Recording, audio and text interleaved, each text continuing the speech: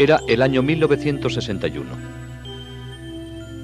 El lugar, un pequeño pueblecito en las montañas cantábricas del norte de España, llamado San Sebastián de Garabandal.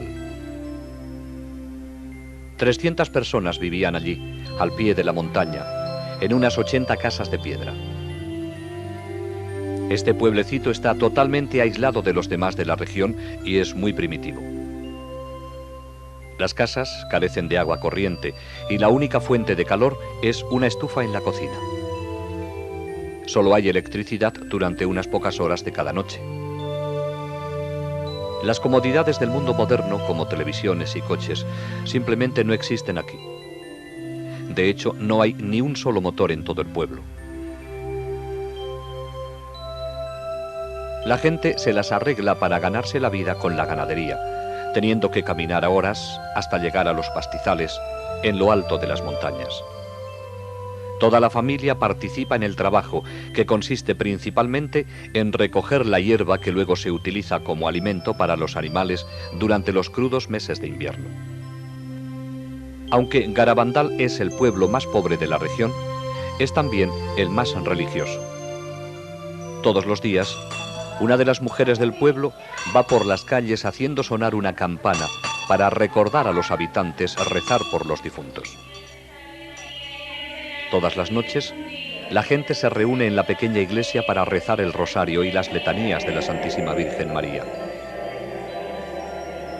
Los fines de semana, el párroco de Cosío hace el difícil viaje a caballo hasta Garabandal para celebrar la Santa Misa y oír las confesiones. Este era Garabandal en 1961. Era tan solo una sencilla población cantábrica que había permanecido sin cambios durante décadas, tal vez siglos. Y era de esperar que permaneciera así para siempre. Estas 4 niñas eran tan típicas como todas las demás del pueblo y vivían felices en su montaña. Conchita González, de 12 años. Maricruz González, de 11. Jacinta González, de 12, y Mariloli Mazón, también de 12 años. Aunque 3 de ellas tienen el mismo apellido, no son parientes cercanas. Aún no había empezado a anochecer la tarde del 18 de junio de 1961, cuando las 3 niñas decidieron divertirse un poco cogiendo manzanas del árbol del maestro de la escuela en las afueras del pueblo. Con alegres risas cogieron las manzanas y se refugiaron en el camino rocoso que conduce a una pequeña arboleda de pinos en una colina cercana que mira hacia el pueblo. De repente, mientras se deleitaban comiendo las manzanas, oyeron un sonido como de trueno.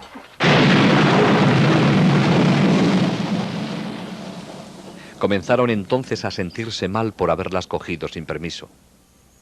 De repente, Conchita echó la cabeza hacia atrás y sus ojos se quedaron mirando fijamente hacia arriba. Al verla así, las otras empezaron a gritar. Estaban a punto de correr a sus casas para avisar a sus madres cuando les ocurrió lo mismo a ellas. Un ángel, rodeado de una luz brillante, estaba ante ellas. Parecía un niño de 9 años, pero al mismo tiempo parecía estar dotado de una fuerza invencible. Tan rápido como había aparecido, desapareció, volviendo las niñas a su estado normal. Temblando por la experiencia, las 4 corrieron a la iglesia del pueblo. Un amigo las vio y les preguntó la razón de su palidez. «Es porque acabamos de ver un ángel», contestaron. Al poco tiempo, todo el pueblo hablaba sobre lo ocurrido, aunque nadie creía que realmente hubieran visto un ángel. Durante los siguientes días, las niñas vieron nuevamente al ángel y él les habló la primera vez el 1 de julio. ¿Sabéis por qué he venido? Es para anunciaros que mañana la Santísima Virgen se os aparecerá como Nuestra Señora del Monte Carmelo.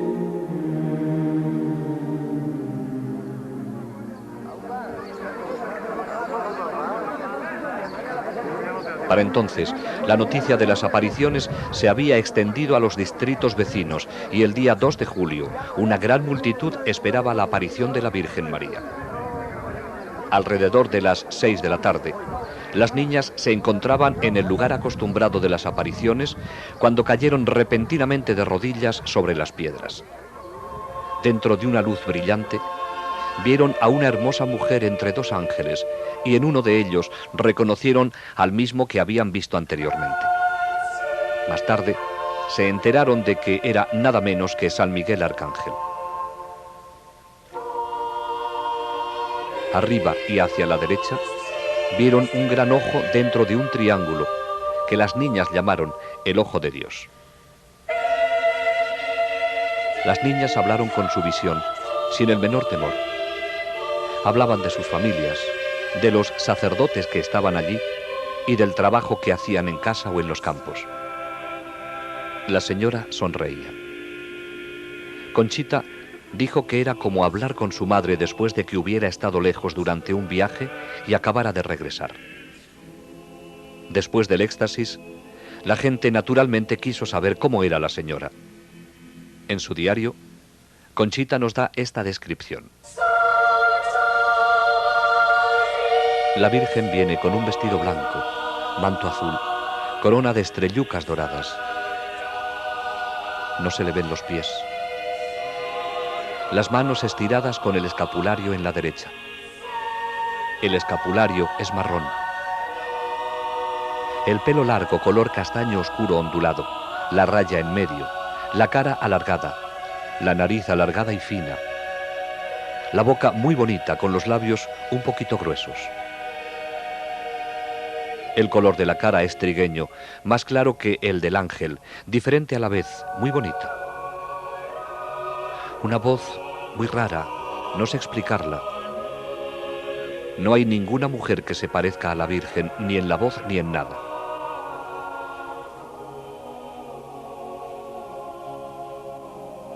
Pero existía un propósito detrás de estas apariciones de la Santísima Virgen. Quería utilizar a estas sencillas y simples niñas para llevar un importante mensaje a toda la humanidad. Pero siendo la madre amorosa y tierna que es, lo hizo a su propia manera.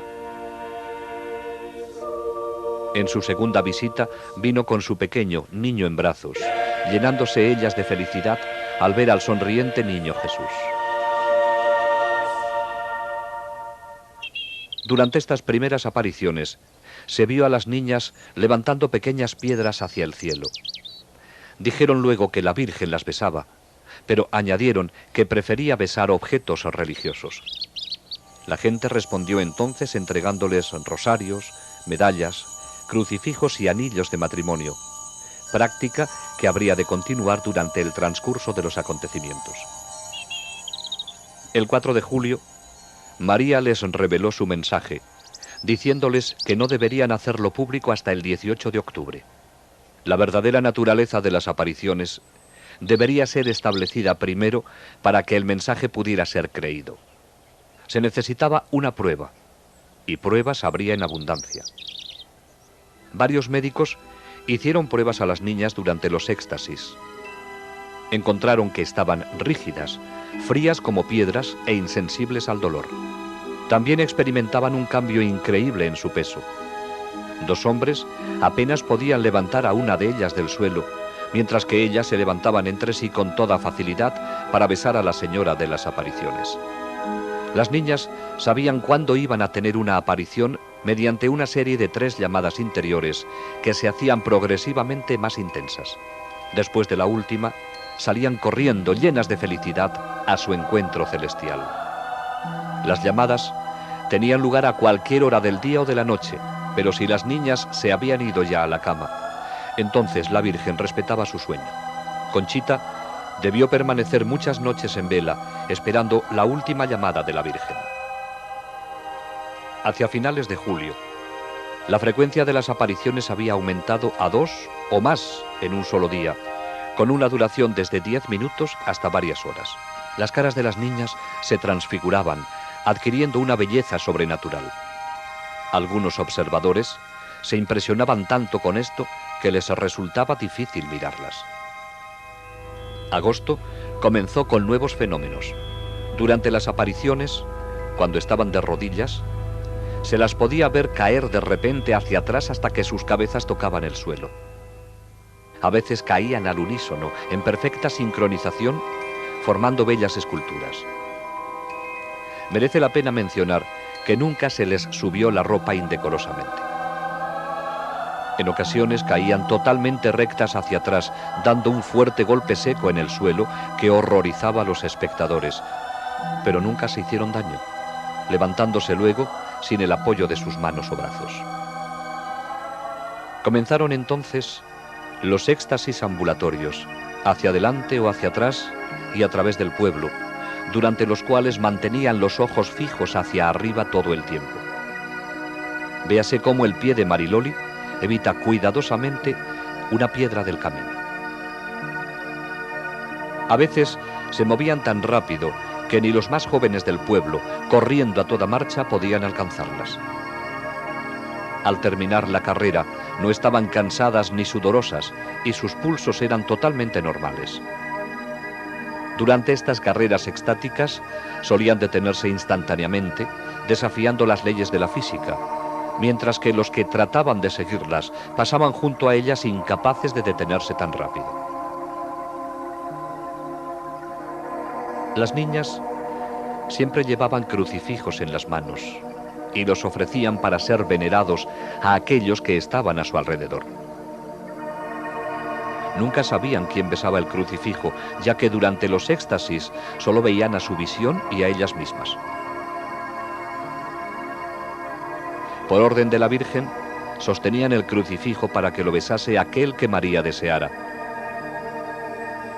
En una ocasión, después del éxtasis, Conchita se enteró de que todos los que habían besado el crucifijo eran sacerdotes vestidos de seglares.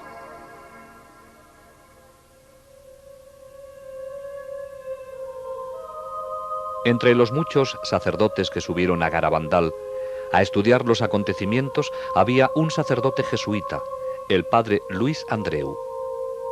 Era un joven brillante profesor de teología con la reputación de ser también un santo. El padre Andreu estuvo muy escéptico durante su primera visita, pero después de estudiar muy de cerca a las niñas en éxtasis, se dio cuenta de que algo muy serio estaba ocurriendo allí. El 8 de agosto de 1961, el padre Andreu hizo otra visita al pueblo.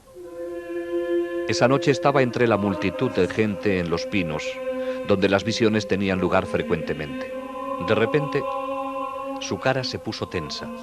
Gruesas gotas de sudor se formaron sobre su frente y exclamó: ¡Milagro! ¡Milagro! ¡Milagro! ¡Milagro! A la mañana siguiente, en el camino a casa con unos amigos, dijo: «¿Qué regalo me ha dado la Virgen? Qué afortunados somos de tener una madre como ella en el cielo.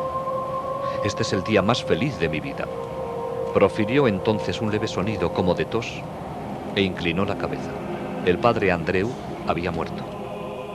Durante una visión posterior, la Santísima Virgen dijo a las niñas que el 8 de agosto el padre Andreu no solo la había visto a ella, sino también a una visión de lo que será el gran milagro.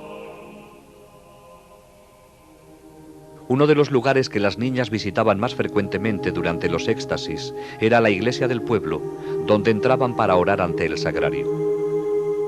Esto desafortunadamente traía problemas. La multitud que las seguía creaba tal desorden que finalmente tuvo que ser impartida una prohibición y se cerraron las puertas de la iglesia. En lo sucesivo, las visitas de las niñas las condujeron solo hasta las puertas cerradas. Como ejemplo de obediencia al obispo, María no las condujo nunca más al interior de la iglesia.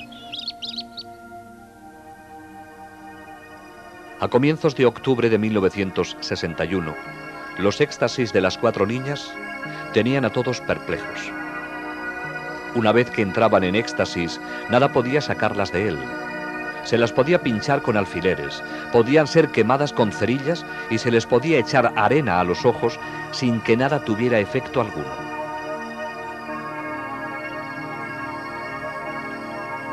Las poderosas luces de las cámaras, disparadas a corta distancia, no las hacían parpadear.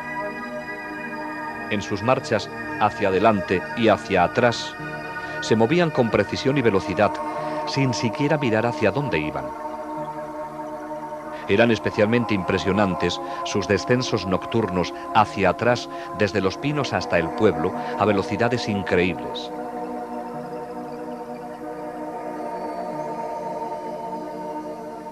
Las niñas devolvían los objetos religiosos a sus dueños sin equivocarse nunca, y lo hacían sin mirar a la persona o al objeto.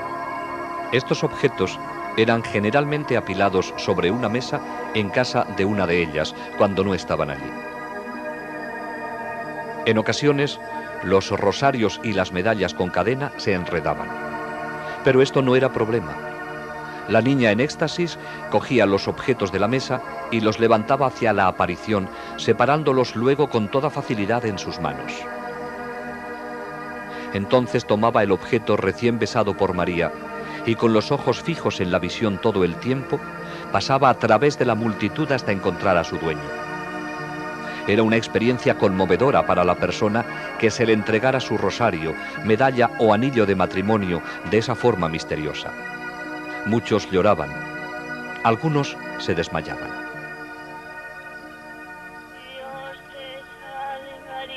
Durante los éxtasis, las niñas lloraban como nunca lo habían hecho antes. Oigamos una grabación original de dos niñas rezando el Ave María, mientras contemplaban a aquella persona a quien está dedicada esta antigua oración. Y bendito es el fruto de tu vientre, Jesús. Santa María, Madre de Dios, ruega por nosotros pecadores, ahora y en la hora de nuestra muerte. Amén. Cantaban himnos que no habían aprendido y con la ayuda de María componían canciones bellísimas. Oh Virgencita del Carmen, cuánto gusto nos has dado con aparecerte a nos con tu niño tan salado.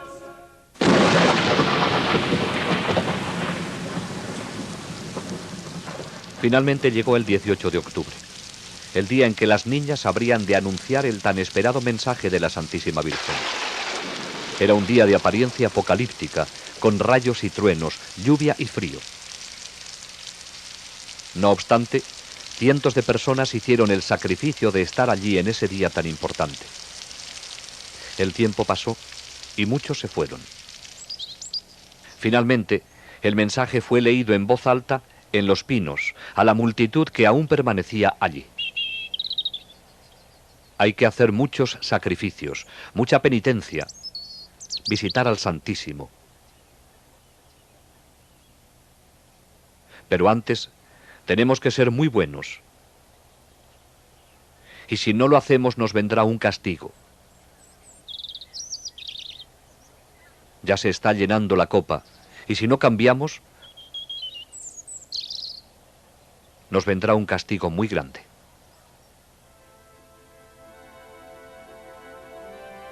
Muchos se alejaron decepcionados, habiendo esperado algo más. Pero ese fue el mensaje, corto y al grano.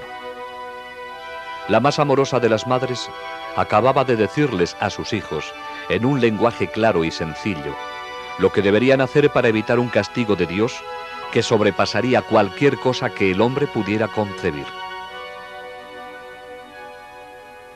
Los éxtasis de las 4 niñas continuaron hasta entrados los meses de invierno. Las llamadas vendrían a cualquier hora, de día y de noche. La Santísima Virgen tomaba muy en serio lo que había dicho en su mensaje acerca de la penitencia y el sacrificio. Pero una vez que las niñas habían entrado en éxtasis, no sentían nada. Durante una copiosa nevada, grandes copos de nieve se acumularon sobre los brazos extendidos de Conchita, quien no se percató de ello. En otra ocasión, durante una granizada, no se le afectaron los golpes de granizo que recibió sobre los ojos abiertos. Las visitas de la Santísima Virgen y de San Miguel continuaron durante la primavera y el verano de 1962. San Miguel les traía la comunión invisible en aquellos días en que no había un sacerdote disponible para hacerlo. Les enseñó cómo hacerlo con respeto. Primero venía la preparación, luego la comunión y por último la acción de gracias. Pero los sacerdotes se mostraban escépticos acerca de estas comuniones invisibles. ¿Cómo podían ellas recibir la comunión de un ángel cuando solo un sacerdote tiene la potestad de consagrar? Las niñas se lo preguntaron al ángel, quien les contestó que él tomaba las hostias de los tabernáculos de la tierra. No existía un solo lugar en el mundo que pudiera compararse ni remotamente con Garabandal durante esa época. La Santísima Virgen parecía haberse apoderado del pueblo entero. Conducía a las niñas por todas y cada una de sus calles. En ocasiones cantaban el rosario mientras caminaban junto con las personas que las acompañaban. Todos los hogares fueron visitados. Cuando las niñas, durante un éxtasis, llegaban a una casa en la que había alguien enfermo en cama, se arrodillaban para rezar ofreciéndole el crucifijo. Al entrar en la casa de alguien que hubiese enviudado, recitaban oraciones delante de la foto del difunto o hacían la señal de la cruz sobre la cama vacía. También iban al cementerio, donde extendían el crucifijo a través de las barras de la reja de entrada. Acontecimientos de la mayor importancia se estaban desarrollando en esta pequeña población española. Aunque nadie se dio cuenta en ese momento, la Santísima Virgen María nos estaba preparando para la tormenta que estaba a punto de desencadenarse sobre la Iglesia. Ella había venido personalmente para reafirmar todas las verdades y enseñanzas de la Iglesia. Todo cuanto María hizo con las niñas estaba infundido de profundo significado para todos los cristianos. Durante los éxtasis, oraban en las más variadas posiciones, de rodillas, de pie, sentadas, caminando o acostadas. La Virgen nos estaba recordando que podemos estar siempre con Dios y con ella, sin importar dónde estemos ni lo que estemos haciendo. Nuestro Señor y nuestra Madre del Cielo quieren formar parte de todo cuanto hacemos, tanto si estamos en casa, en nuestro trabajo o conduciendo un coche. Cuando los taxis que traían a la gente a Garabandal aparcaban en el pueblo, las niñas en éxtasis se acercaban y trazaban la señal de la cruz sobre el parabrisas con los crucifijos. Nada era insignificante para la Virgen. Se interesa hasta por nuestras vacas, dijo una vez Mariloli después de un éxtasis. María nos enseñó a través de las niñas cómo debemos actuar con nuestros vecinos. Si una de las niñas perdía un zapato durante las caminatas por el escabroso terreno, la Virgen le pedía a otra que se lo pusiese. A veces, las niñas se separaban mientras iban en éxtasis por el pueblo. Al encontrarse de nuevo en otro lugar, se abrazaban todavía en éxtasis. Siempre que caminaban juntas en éxtasis, lo hacían tomadas de la mano o del brazo.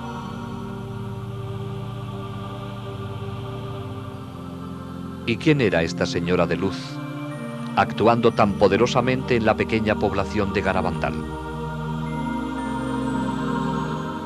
Aquellos que nunca lo entendieron claramente han debido tan solo fijar su mirada en la figura sobre la cruz que ella les ordenaba ofrecer a los presentes. Ella era la Madre de Cristo con un solo deseo: llevarnos a todos hacia su Hijo Jesús, el Salvador de la humanidad. ¿Es María la madre solo de los católicos? En una ocasión, un protestante se acercó a Conchita. Quería saber si podría besar el crucifijo la próxima vez que ella lo ofreciera para ser venerado durante un éxtasis. Conchita, que había sido educada en un ambiente totalmente católico, se lo preguntó con preocupación a la Virgen durante la siguiente aparición. María dirigió su mirada al hombre y dijo: «Él es mi hijo también». Y actuando a través de la niña, hizo llevar el crucifijo a los labios del protestante. Ante todo esto, las niñas debieron sentir que estaban en la antesala del cielo, pero no habría de ser así.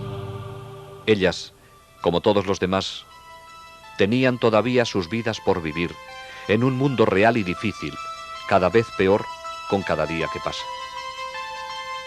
El 19 y 20 de junio de 1962 fueron 2 días que difícilmente podrán ser olvidados en los anales de Garabandal.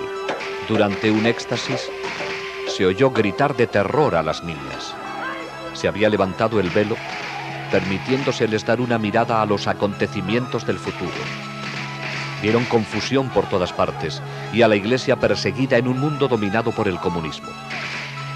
En el momento en que las cosas eran peores, se les dijo que Dios enviará un aviso sobrenatural que será sentido por todas las personas de la tierra. Entonces, a pesar de hallarse en la presencia de la Santísima Virgen, se sintieron sobrecogidas de terror al ver escenas del futuro castigo que será enviado por Dios si el mundo no cambia después del aviso y el milagro. A pesar de que, a petición de la Santísima Virgen, las personas que estaban allí, casi todo el pueblo, habían permanecido a alguna distancia de las niñas, se sintieron tan sobrecogidos por los gritos y las expresiones de las niñas que al día siguiente el pueblo entero confesó y comulgó.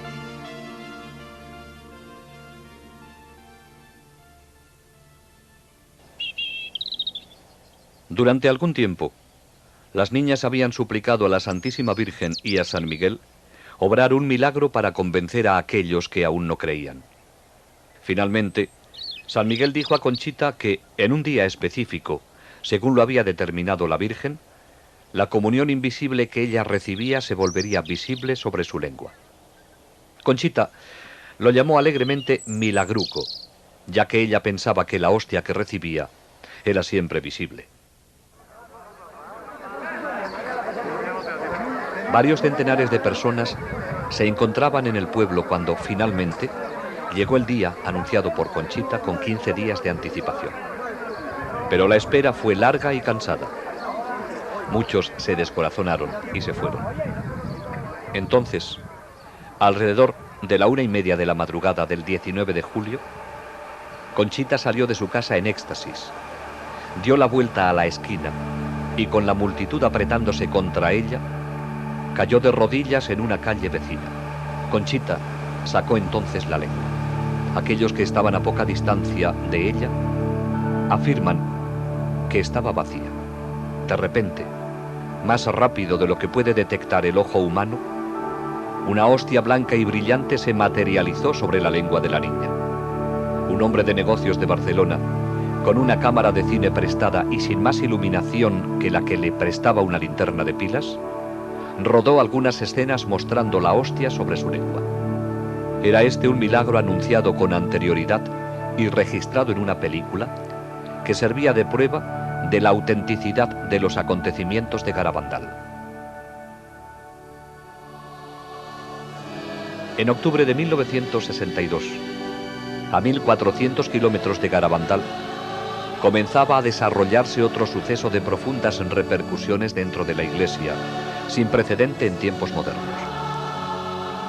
El Papa Juan XXIII había dado comienzo al Concilio Vaticano II.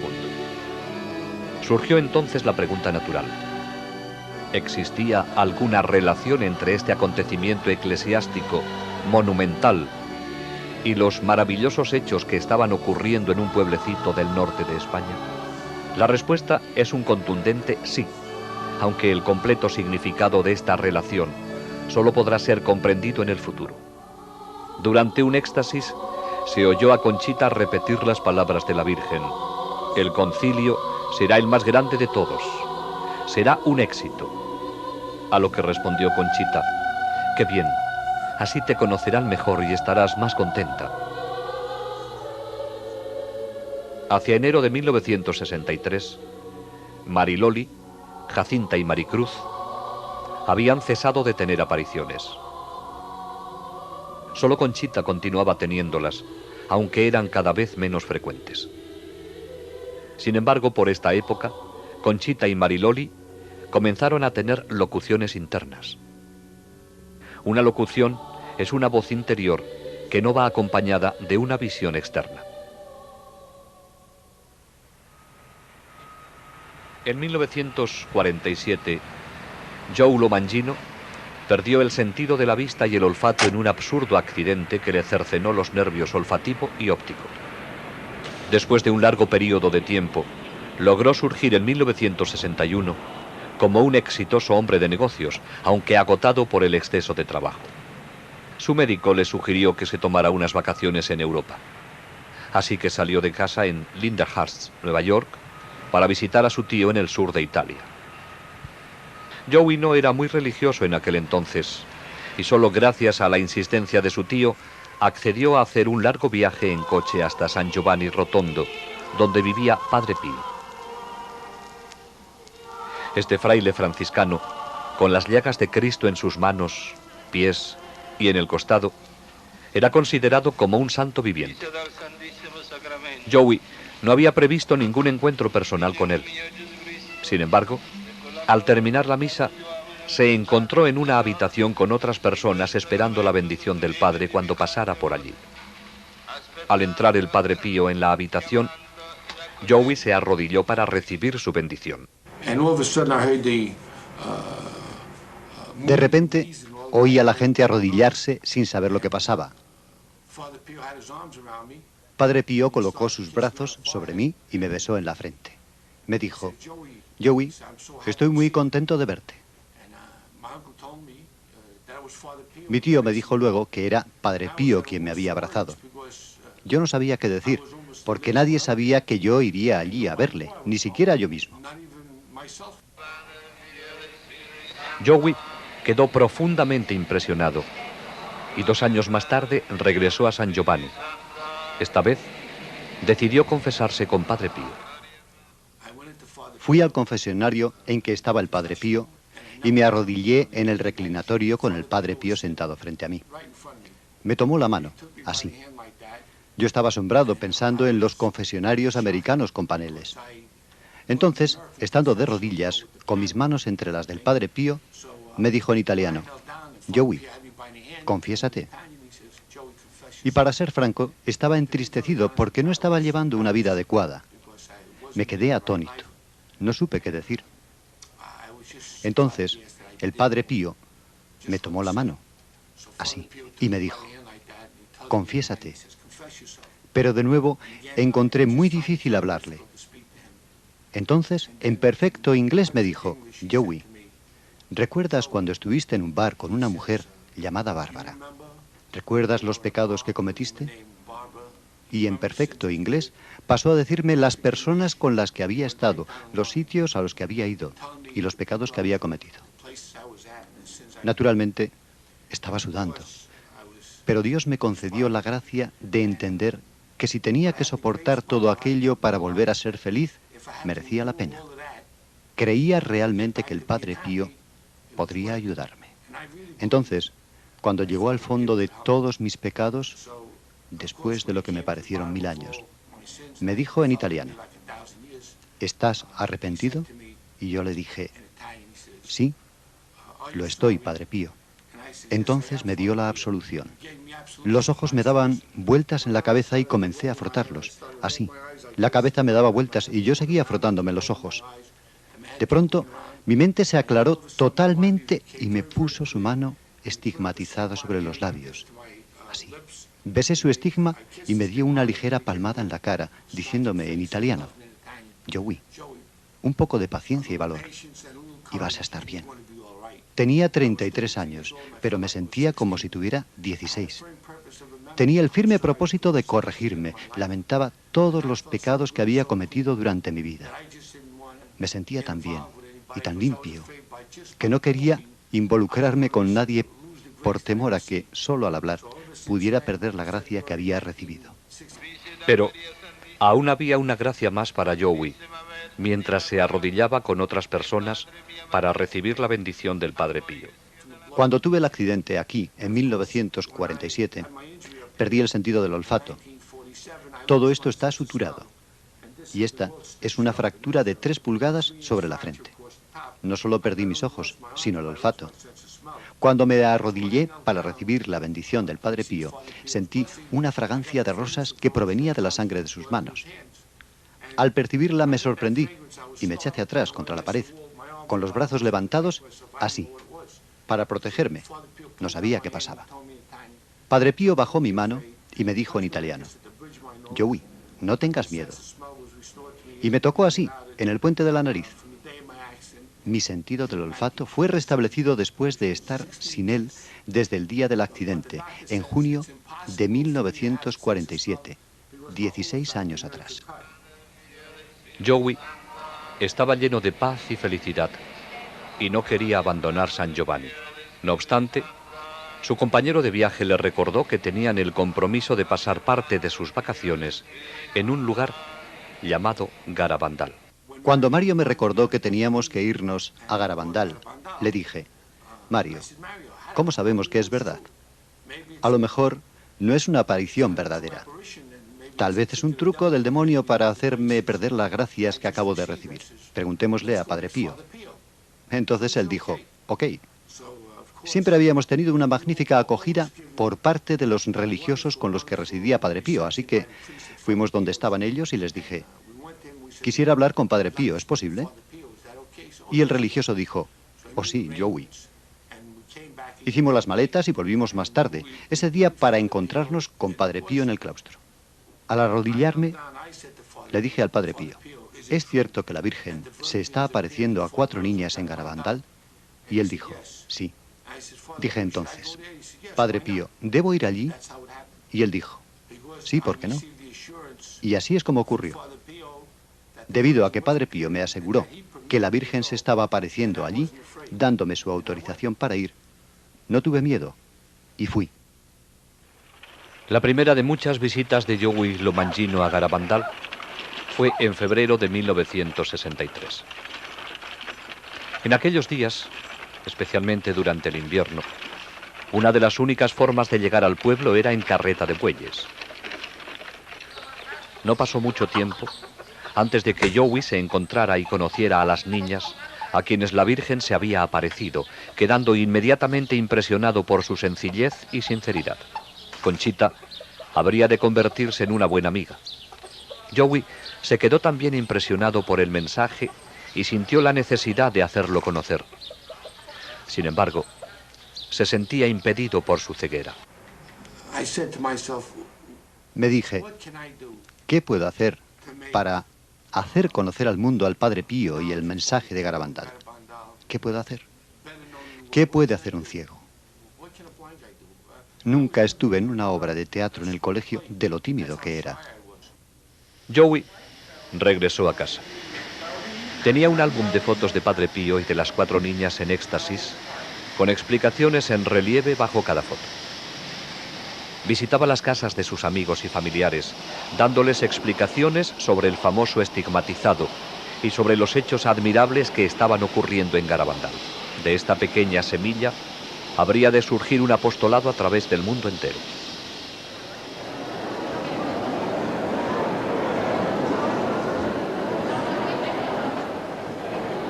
A comienzos de junio de 1963, Conchita asombró a todos con la profecía de que, después del Papa Juan XXIII, habría solo 3 papas más, y que entonces vendría el fin de los tiempos, aunque no el fin del mundo.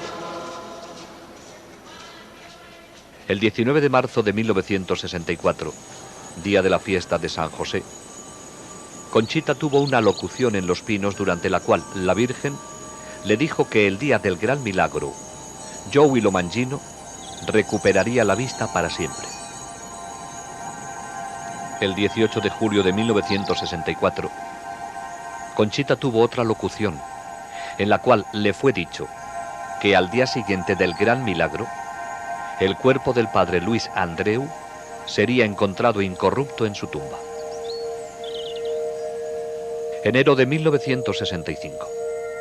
Comenzó para Conchita con un éxtasis de 2 horas en Los Pinos, durante el cual la Virgen le reveló la naturaleza del aviso que será enviado por Dios para purificar al mundo en anticipación al gran milagro que le seguiría.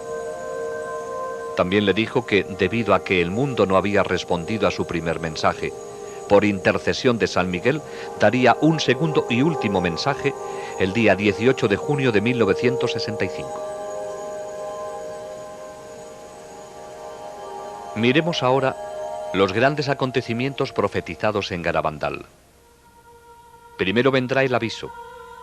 Será visto en el cielo y luego sentido interiormente por todos en la tierra. Nadie escapará a él. En algún momento, en un futuro no muy distante, cuando el mundo se encuentre en medio del caos, todo se suspenderá. Durante ese momento, todos verán el mal que han hecho y el bien que han dejado de hacer. Será muy doloroso. La gente preferiría morir antes que soportarlo. Pero no causará daño físico. Si alguien muriese, sería solo como resultado del shock recibido. El aviso servirá de purificación para corregir la conciencia del mundo y prepararlo para el gran milagro. El milagro tendrá lugar en los 9 Pinos. Ocurrirá un jueves a las 8:30 de la noche, entre el 8 y el 16 de marzo, abril o mayo. Conchita conoce la fecha y la anunciará al mundo con 8 días de anticipación. Será el día de un mártir de la Eucaristía y coincidirá con un gran acontecimiento de la Iglesia. Todos aquellos que estén en el pueblo o sus alrededores lo verán. Los enfermos que estén presentes se curarán. Los pecadores se convertirán y los incrédulos creerán. Como resultado del milagro, Rusia se convertirá. Después del milagro, quedará una señal sobrenatural visible y permanente que perdurará hasta el final de los tiempos.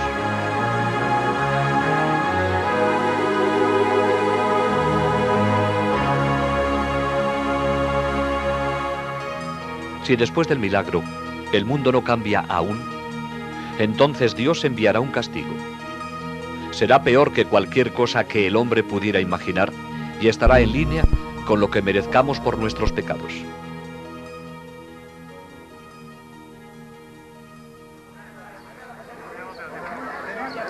El 18 de junio de 1965, miles de personas llenaron la pequeña población de Garabandal para presenciar el éxtasis de Conchita y oír el segundo y último mensaje de la Virgen.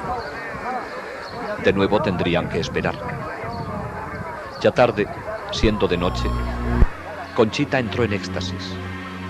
Ofreció el crucifijo a 3 personas para que lo besaran.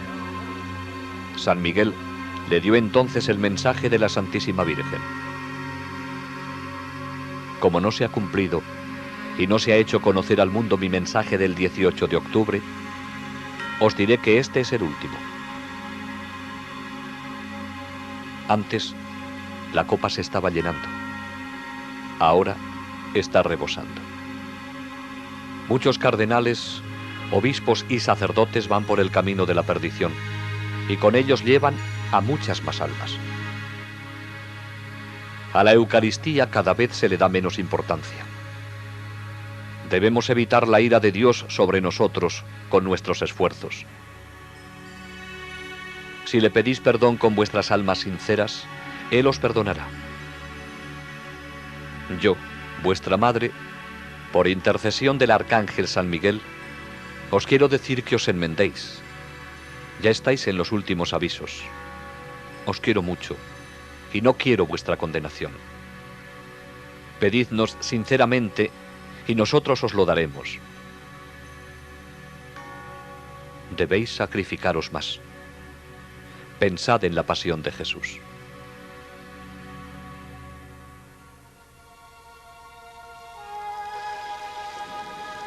El 13 de noviembre de 1965 fue un día de alegría y tristeza a la vez para Conchita. La Virgen se apareció con el niño, pero habría de ser por última vez en Garabandal. Como ya se ha indicado, esta sería una aparición especial para besar objetos religiosos de los que Conchita tenía muchos. Después de besarlos, la Virgen dijo: a través del beso que he dado a estos objetos, mi hijo hará prodigios. Distribúyelos a otros. Háblame, Conchita. Háblame de mis hijos. A todos los cobijo bajo mi manto. Esta será la última vez que me veas aquí, pero siempre estaré contigo y con todos mis hijos. Conchita, ¿por qué no vas a visitar a mi hijo al sagrario? Él te espera día y noche. Conchita le dijo, soy tan feliz cuando los veo. ¿Por qué no me llevas contigo al cielo ya? A lo cual ella respondió,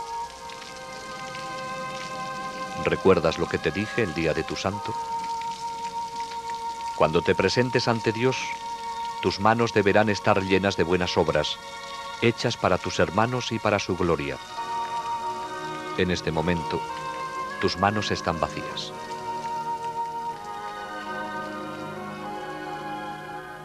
Todo había terminado.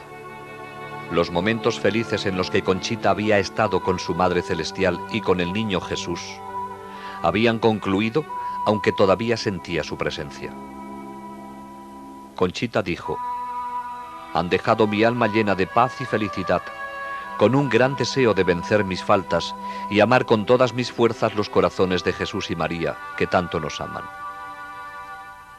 Lo que la Virgen dijo acerca de los objetos besados se ha vuelto realidad.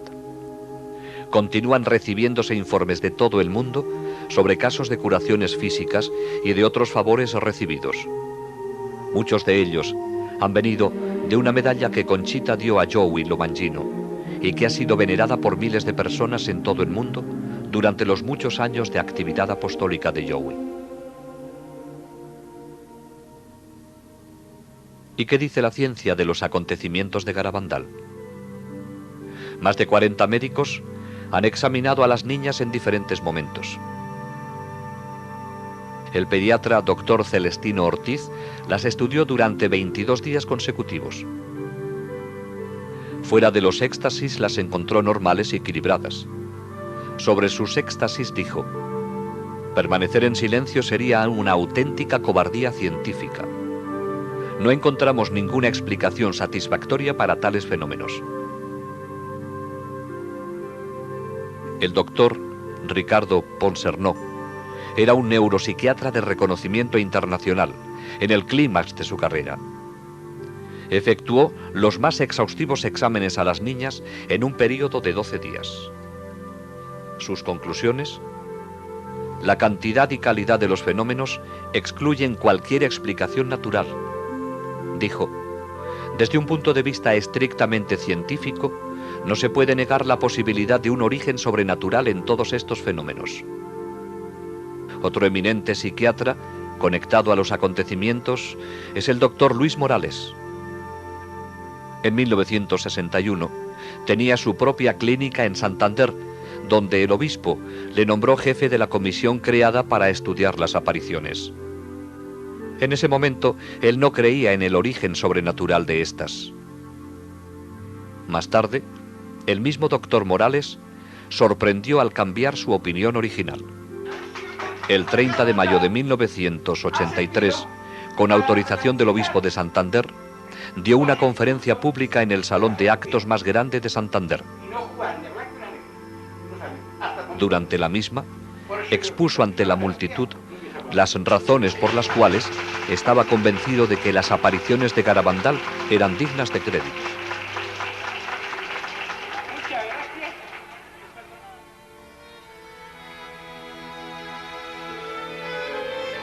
Desde los primeros días de las apariciones, las niñas quisieron ingresar en la vida religiosa. Sin embargo, esto no ocurriría. Durante su estancia en el colegio de las Carmelitas Misioneras en Pamplona, Conchita tuvo una locución de Jesús, durante la cual le dijo que no era su deseo que fuera religiosa, sino que debería permanecer en el mundo para hablar de María. Hoy día, las 4 videntes se han casado. Conchita, Jacinta y Mariloli se casaron con norteamericanos y viven en Estados Unidos. Maricruz permaneció en España y en 1971 se casó con Ignacio Caballero. Viven en Avilés y tienen 4 hijos. Conchita se casó en 1973 con Patrick Kina de Nueva York, donde viven con sus 4 hijos. Mariloli se casó en 1974 con Francis Lafleur, de Massachusetts. Tienen 3 hijos.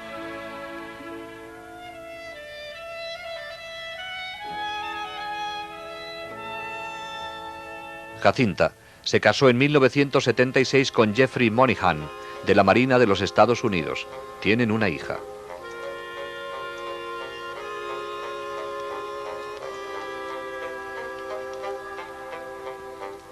Joey Lomangino sorprendió a todos cuando se casó con Marilyn Luther, de Michigan, en 1977. Joey continúa su labor de apostolado en Nueva York como esposo y padre de 2 hijos, Joseph y John.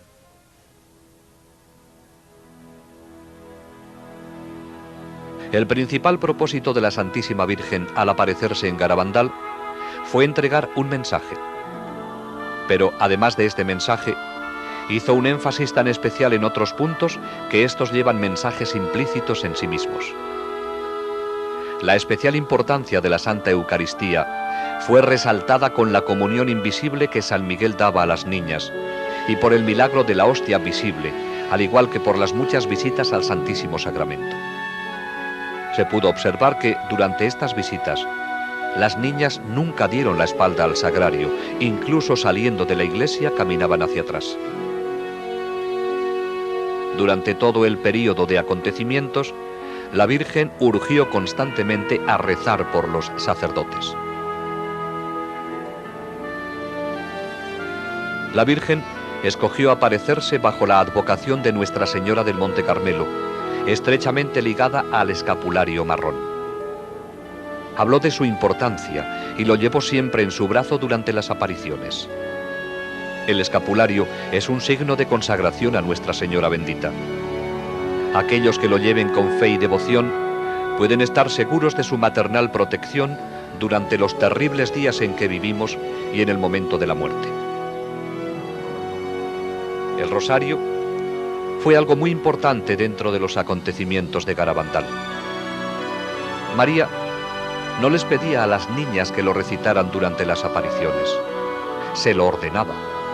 Les enseñó primero los misterios y luego cómo decir las oraciones lentamente, pensando en lo que decían. Una vez que lo aprendieron, solo las acompañaba durante el Gloria. El significado de los sacramentales, como crucifijos, rosarios, medallas y anillos de matrimonio, fue subrayado por el deseo de la Virgen de besarlos, impartiendo a través de ellos gracias especiales de curación y conversión. El mensaje de Garabandal es la respuesta del cielo a la crisis de hoy. La decisión es nuestra ahora. El futuro de nuestra generación dependerá de cómo respondamos a él.